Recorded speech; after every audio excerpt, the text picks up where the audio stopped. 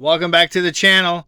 Just a quick update on the 2000 Ford Excursion V10. We had an issue with the vehicle when we bought it. We noticed there was an oil leak. There's power steering. There's no cat. There's a radiator issue. There's some locking issues. There's some interior things that we got to do. We got to clean it.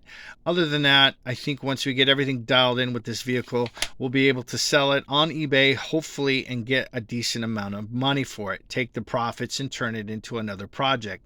But in the meantime, we are documenting our journey as we go. And I want to thank you guys for taking the time to watch this video. And for those that have recently subscribed to the channel, we are slowly but rapidly at the same time, if that makes any sense, growing to the point where we're almost to that milestone. So I want to thank you guys so much for having the faith and just putting up with the nonsense. But in the meantime, let's get to the point. So this is the drain plug that we pulled out. That's an inch drive. It's an 1 3/4 inch bolt. That right there is some sort of hard plastic, which might have been a gasket at one point. Not 100% sure on that, but I'm assuming so. The threads on this seem to be okay. They didn't appear to be cross-threaded. I didn't see any shavings when I pulled this out. This was damaged, as you can see here.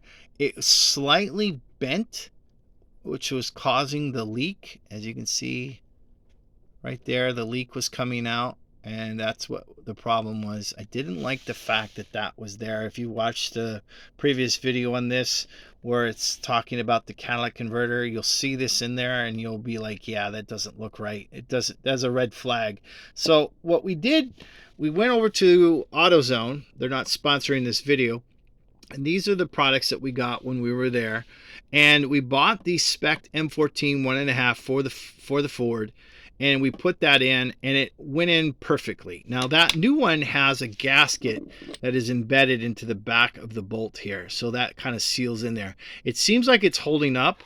I wasn't sure if it was going to be good enough. I was thinking that maybe we would have to put one of these felt washers in, or maybe a plastic one, just to kind of like give it a double sealant.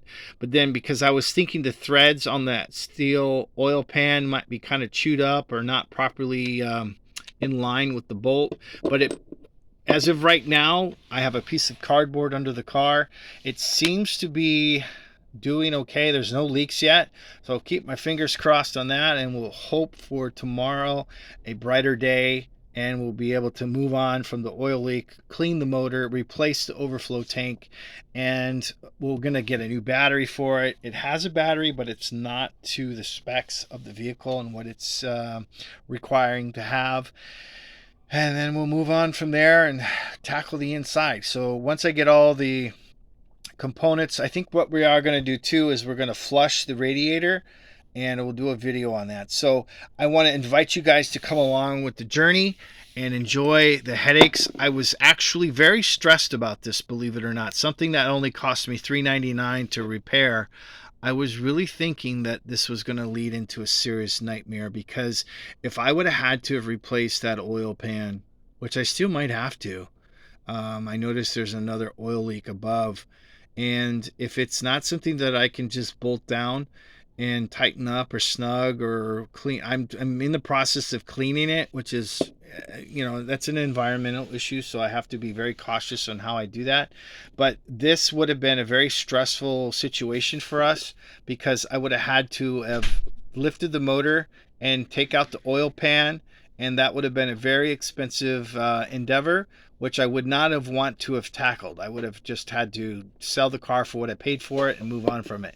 But this $3.99 fix right here definitely relieved me a little bit, and I'm hoping that it works. We'll know more in the morning. I'll keep you informed on how that happens. And then we're going to keep these handy for the other cars that we have.